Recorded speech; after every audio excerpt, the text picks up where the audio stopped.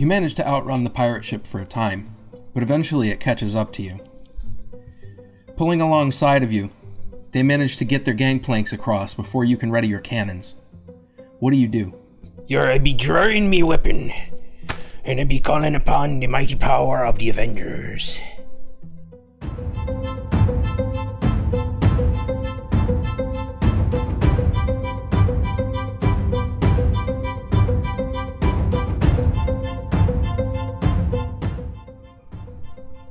What game are you playing? Gar, that's right. I said the Avengers.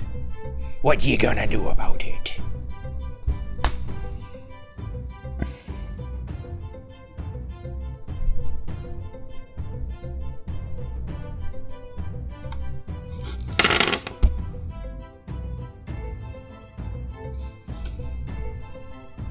Just leave. Leave now.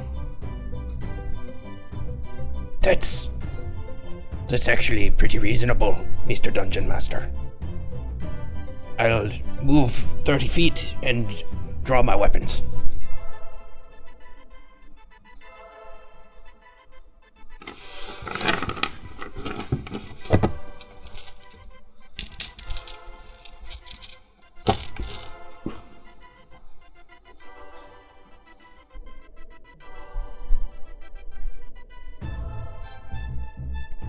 Yar.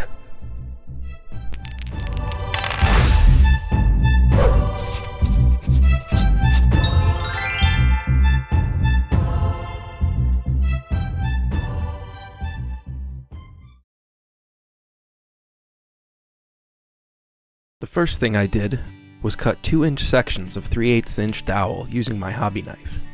I just snapped the pieces off after scoring them.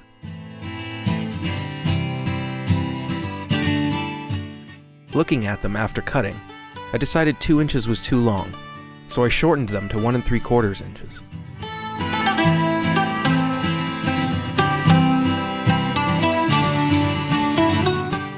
I then sanded the ends flat, as cutting them in this way, while faster, tends to leave an uneven edge. Then, in the workroom, I used a punch to mark the center of the end of each barrel for drilling. This way, my drill bit wouldn't wander when I drilled out the bore of the barrel. I'm not using a vise or anything here, but I have experience using these tools. Nevertheless, be sure to practice proper safety when handling power tools. I just eyeballed the depth of the bore. Then I rounded the ends using some sandpaper and some dollar store emery boards. The rear of the barrel should be much rounder than the front.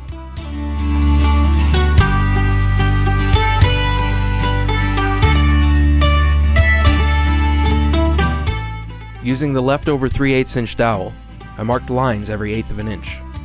These are going to be the wheels for our cannons.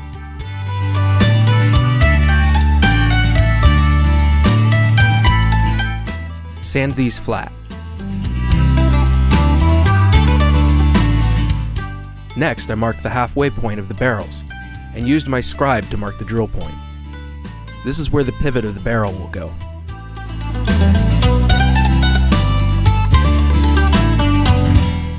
I'll be using a 3/16-inch diameter dowel for the pivots, so I drilled a 3/16-inch hole through the barrels at the center point I marked.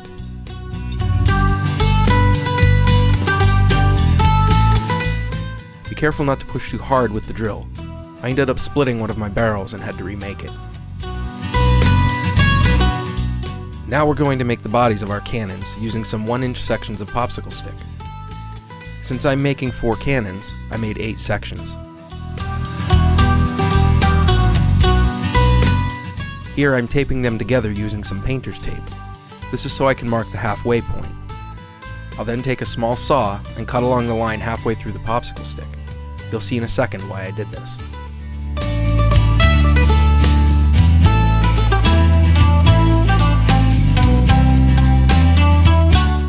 I took my hobby knife and snapped off 1/4 of the popsicle stick. Cutting through with the saw made this part really quick.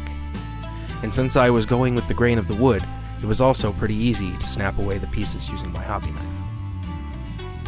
Cut 4 more 1-inch sections of popsicle stick. These would serve as the bottoms of the cannon bodies. Then I just glued the sides on using some gel superglue.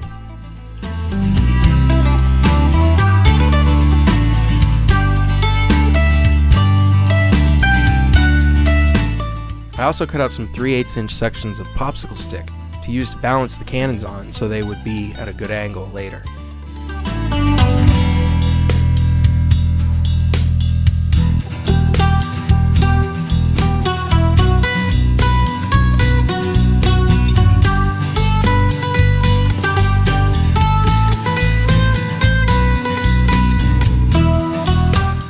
Next, I made some axles, the same width as the cannons, to help support the wheels. These don't move or anything, and you probably won't have a reason to see them on the table, but they will be the main point to which I affix the wheels in the next step.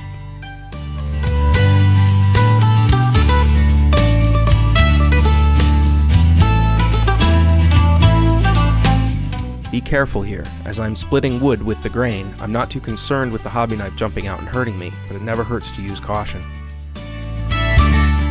Try to keep your fingers out of the way, as you don't want to get cut with a hobby knife.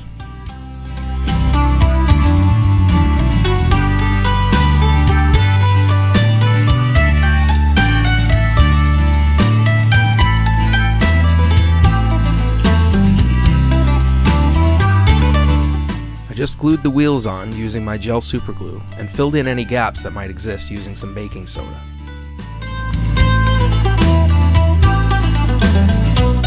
Taking the same 3/16" dowel I used for the axles, I cut more pieces the width of the cannons for the pivots. If they won't fit through the holes we drilled earlier, don't risk splitting the barrels. Instead, sand them down a bit until they fit, then tack them in place with some superglue.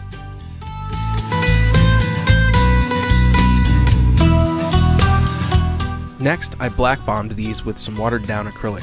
I didn't worry about protecting them with Mod Podge or anything because of the superglue bond, and I felt the combination of black paint and primer spray paint that I had on hand would have been a touch too thick for these.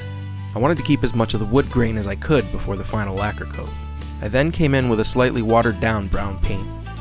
I went with a straight brown on these as I wanted them to look fairly new and to differentiate them slightly from some of the other pieces I've been painting recently. Then the barrels got hit with a gunmetal metallic paint by Folk Art, making sure to get some of the paint in the bore on the end of the barrel.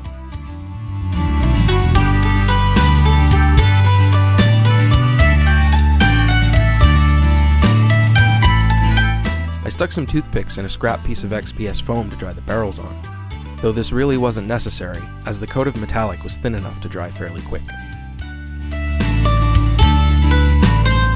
Before going any further with painting and assembly, I decided to embellish the wheels a bit by adding a drop of superglue gel to the center of each one, and then sprinkling some baking soda on top.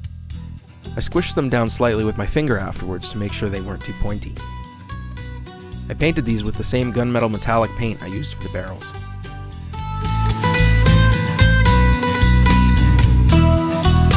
Next, I got to thinking how to add more detail to these. So I thought I would use string to simulate the ropes that many of these types of cannons have on them to prevent them from rolling back on the person firing them. They're typically stored coiled up on the front and rear of the barrel with various rings and pulleys.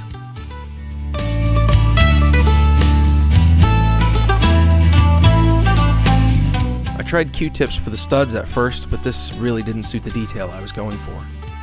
So I decided to use cut-off push pins, and they worked perfectly. This video was shot prior to getting the pin vise I used in my previous video, so I improvised a little.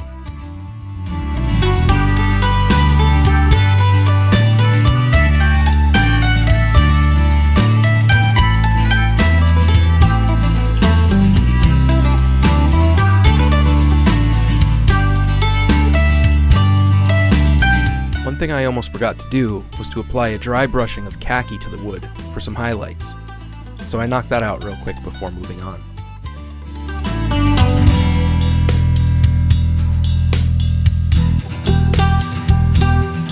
And then a light application of homemade black wash.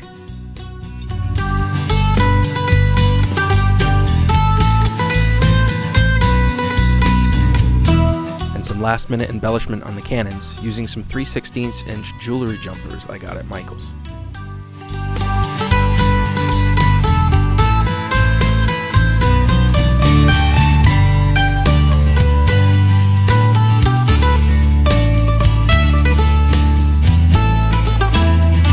Next for the rope. As this was a thicker nautical style rope, I used regular nylon string. It takes a wash better, and looks like a fuller sized rope than the hemp craft string. I simply cut some 6-inch sections of the string and glued the ends together with superglue. Then I glued the center of the ring together, laid it over the top of the cannon, and fixed it in place with some more glue.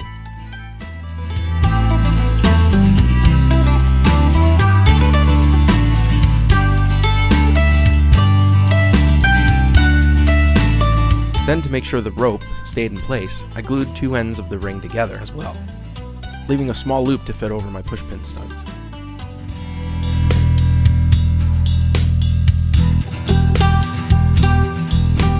Once I got the strings onto the studs, I fixed them in place using more superglue gel.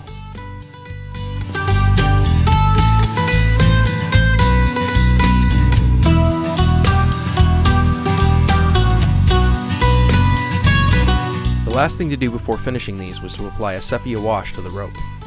This mixture is just some Vallejo sepia game ink, water, and a little bit of jet dry. It's great for this type of application as it really tones down the otherwise very strong ink. But be aware, this ink has a tendency to separate from whatever you mix it with, and you're probably better off mixing it in small batches rather than in one large batch like I have here.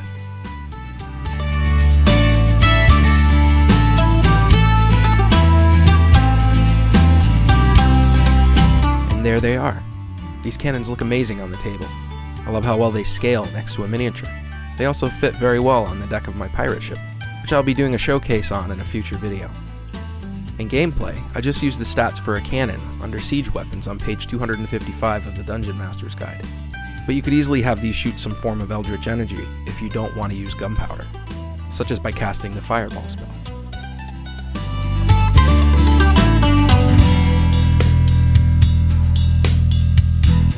Thank you everyone for watching me video. 'Tis been me pleasure serving ye. Hit the like button, hit the subscribe down below. If you be liking what I'm doing, hit me up on Patreon. Just for $1 or more, 1 shilling, you get ye all kinds of shite. Yarr! Bye for now. Go make ye something and share it with me on me Instagram. Garr! Hey guys, thanks for tuning in again. I just want to say thanks to everybody for subscribing to the channel. We hit 50 subs this week. Woo! I also want to congratulate the winner of the Patreon giveaway. You're going to win 4 of the bookshelves from last week's video. I'll get those sent out to you as soon as I can. Expect them at least within the next couple of weeks, hopefully. Fingers crossed.